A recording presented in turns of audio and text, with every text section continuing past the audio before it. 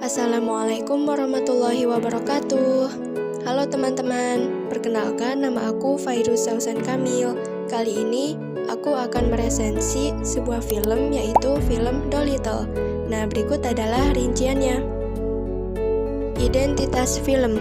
Judul film Dolittle, jenis film fantasi dan petualangan, tahun rilis 2020, disutradai oleh Stephen Kagan, diproduksi oleh RK Films, Tim Downey, dan Media Rights Capital. Pemain-pemainnya Robert Downey Jr., Antonio Banderas, Michael Sheen, Emma Thompson, Rami Malek, John Cena, Kumail Nanjiani, Octavia Spencer, Tom Holland, Craig Robinson, Ralph Fiennes, Selena Gomez, Marion Cotillard, dan Carmel Laniado. Dokter hewan John Dolittle yang diperankan oleh Robert Downey Jr. memiliki kemampuan berkomunikasi dengan hewan. Ia hidup menyendiri setelah kehilangan istrinya yang wafat 7 tahun yang lalu. Dolittle menutup klinik yang awal mulanya selalu terbuka baik untuk manusia maupun hewan. Ia memilih menyendiri seperti manusia gua dan hidup bersama dengan hewan-hewan peliharaannya yang eksentrik di balik tembok tinggi Dolittle Manor. Hal ini berubah ketika Stubbins yang diperankan oleh Harry Collett, seorang anak yang lebih memilih untuk berteman dengan hewan ketimbang memburunya, karena tidak sengaja melukai seekor tupai ketika ia dipaksa untuk belajar berburu oleh pamannya. Dalam usahanya untuk menyelamatkan si tupai, Stubbins bertemu dengan Polly, seekor burung kakak tua yang membawanya masuk ke dalam kediaman Dolittle secara diam-diam. Di waktu yang bersamaan, di sana ia bertemu dengan Lady Rose, yang diperankan oleh Carmel Laniado, yang diutus dari kerajaan Inggris untuk bertemu dengan Dolittle juga, dan membawa pesan bahwa Sang Ratu Victoria telah jatuh sakit dan membutuhkan pengobatan yang cepat dari Dolittle. Walau ragu, Dolittle akhirnya menyanggupi permintaan untuk menyembuhkan Ratu Inggris. Namun, ia harus bergegas karena ternyata sakit yang dideritanya hanya bisa disembuhkan oleh buah langka dari pohon Eden. Singkat cerita, Dolittle harus pergi ke Pulau Pohon Eden untuk mengambil obat yang dapat menyembuhkan ratu. Disinilah perjalanan Dolittle bersama Stubbins dan teman-teman hewannya dimulai. Dalam petualangannya, ia sekaligus mendapatkan kembali kecerdasan dan keberaniannya. Tidak hanya itu, ia harus menghadapi bajak laut ganas, yang diperankan oleh Antonio Banderas, beserta hewan-hewan peliharaannya.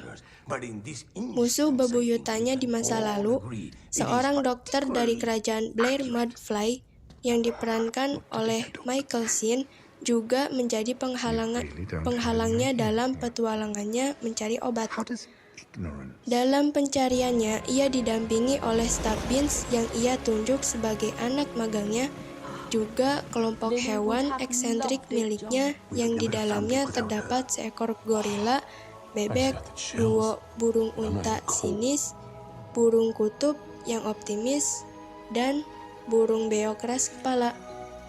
Walaupun banyak rintangan yang menghampiri mereka, akhirnya mereka berhasil mendapatkan buah Eden. Kemudian mereka bergegas kembali ke kerajaan Ratu Inggris, dan beruntung Ratu Victoria dapat disembuhkan dari penyakitnya.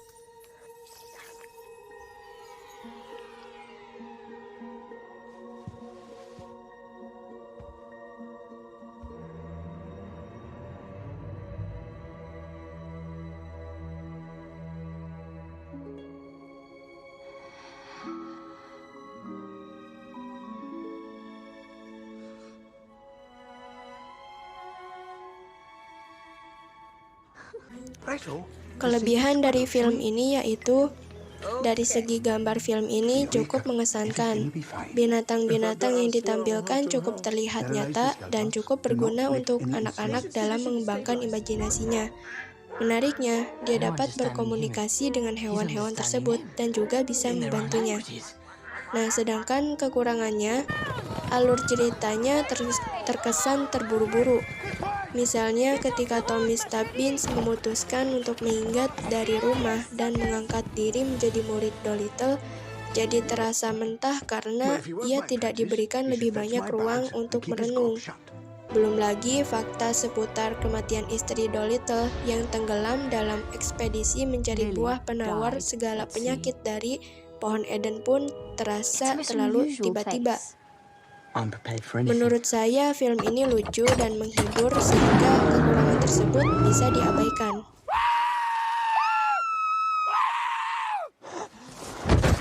Wonderful! A gorilla answering the door. Just as the Queen said.